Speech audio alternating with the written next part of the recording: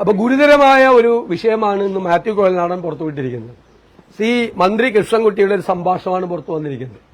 ഞാൻ പറയാം, 2018 ദുരന്തമുണ്ടായി, അതിൽ നിന്ന് വെള്ളം ഒഴുകിപ്പോയി ആളുകളെ നമ്മൾ പുനരധിവസിപ്പിക്കുന്ന സമയത്ത് ആദ്യമായി അതൊരു മാൻമെയ്ഡ് ഡിസാസ്റ്ററാണ്, മനുഷ്യനിർമ്മിത ദുരന്തമാണെന്ന് ആക്ഷേപം ഉന്നയിച്ചത് അന്ന് പറവൂർ MLA ആയ ഞാനാണ്.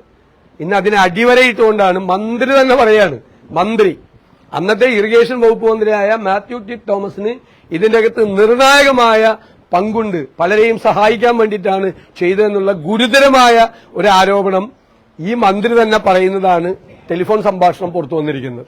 ഇത് ഗൌരവമായി അന്വേഷിക്കണം. 2 മന്ത്രിമാരും അടിയന്തരമായി രാജിവെക്കണം എന്നാണ് ഞങ്ങൾ ആവശ്യപ്പെടുന്നത്. 2 മന്ത്രിമാരും അടിയന്തരമായി രാജിവെക്കണം. മാത്യു ടി തോമസ് ആദ്യം രാജിവെക്കണം.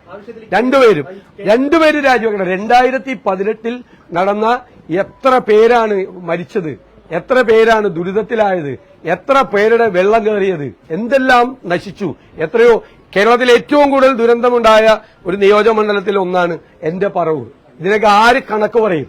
അതിൽ മറ്റൊരു മന്ത്രിക്ക് ഉത്തരവാദിത്വമുണ്ടെന്ന് വേറെ മന്ത്രി പറയാണ്. ഒരേ പാർട്ടിയിലെ 2 മന്ത്രിമാരാണ് കുറിച്ചാണ് മറ്റേ മന്ത്രി ആക്ഷേപം ഉന്നയിക്കുന്നത്. ഗുരുതരമായ ആരോപണമാണ് കൃഷ്ണൻകുട്ടിയുടെ ആരോപണം. ഇവര് രാജിവെക്കണം. അല്ലല്ല, അതിശക്തമായ മഴ വരുമ്പോഴുള്ള ഡാം മാനേജ്മെന്റ് പാളി. ഡാം മാനേജ്മെന്റ് പലരെയും സഹായിക്കാൻ വേണ്ടി സൌകര്യത്തിലാണ് ഡാം മാനേജ്മെന്റ്. മഴ പെയ്യുമ്പോൾ ഡാം മാനേജ്മെന്റ് ചെയ്യണം. മഴ പെയ്യുമ്പോൾ, അതായത് ഇൻഫ്ലോ ഡാമിന്റെ അകത്ത്, ഞാൻ ഡാം മാനേജ്മെന്റ് പഠിച്ച ആളാണ്, അതുകൊണ്ട് പറയാം, താങ്കൾ നല്ല ചോദ്യം ചോദിച്ചത്. ഡാമിനകത്തേക്കുള്ള വെള്ളത്തിന്റെ ഇൻഫ്ലോയും ഔട്ട്ഫ്ലോയും കണക്കാക്കണം, മഴ പെയ്യാനുള്ള സാധ്യത കണക്കാക്കണം, താഴേക്ക് വെള്ളം ഒഴുകി വരുന്ന സ്ഥലത്തെ വെള്ളത്തിന്റെ നിരപ്പ് അളക്കണം. ഇതെല്ലാം കൂടി ഇന്റഗ്രേറ്റ് ചെയ്തിട്ടാണ് ഡാം എപ്പോൾ തുറക്കണം, ഏത് സമയത്ത് അടയ്ക്കണം എന്ന് തീരുമാനിക്കുന്നത്. അപ്പൊ മഴ ശക്തിയായിട്ട് ഈ കാച്ച്മെന്റ് ഏരിയയിൽ മഴ പെയ്യുന്നത് കൂടി കണക്കാക്കി, ആ പ്രഡിക്ഷൻ കൂടി കണക്കാക്കിയാണ് ഡാം മാനേജ്മെന്റ്. ഈ ഡാം മാനേജ്മെന്റ് പലരെയും സഹായിക്കുന്നതിന് വേണ്ടി അത് അട്ടിമറിച്ചു എന്നുള്ള ഗുരുതരമായ ആരോപണം ഈ മന്ത്രിസഭയിലെ ഒരു മന്ത്രി അന്നത്തെ മന്ത്രിക്കെതിരായിട്ട് ഉന്നയിച്ചിരിക്കുകയാണ്. അതിനെങ്ങനെ ഗൌരവമില്ലായിരിക്കണം?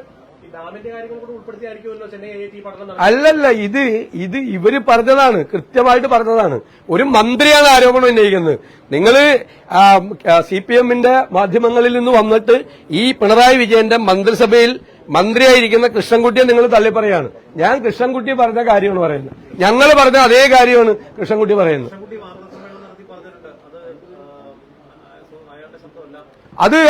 അത് പരിശോധിച്ച് അദ്ദേഹത്തിന്റെ ശബ്ദമല്ല.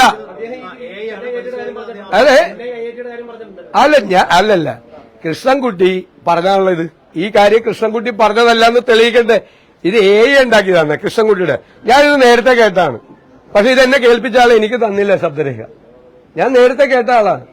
എന്റെ കയ്യിൽ തെളിവില്ലാത്തതുകൊണ്ട് ഞാൻ ആരോപണം ഉന്നയിച്ചില്ല എന്ന് മാത്രമേ ഉള്ളൂ. മാത്യു കുഴൽനാടന്റെ ആ ശബ്ദരേഖ കിട്ടിയതുകൊണ്ട്, വളരെ മുമ്പ് ഈ ശബ്ദരേഖ കിട്ടിയതാണ്, ഞാൻ കേട്ടതാണ് ഈ ശബ്ദരേഖ.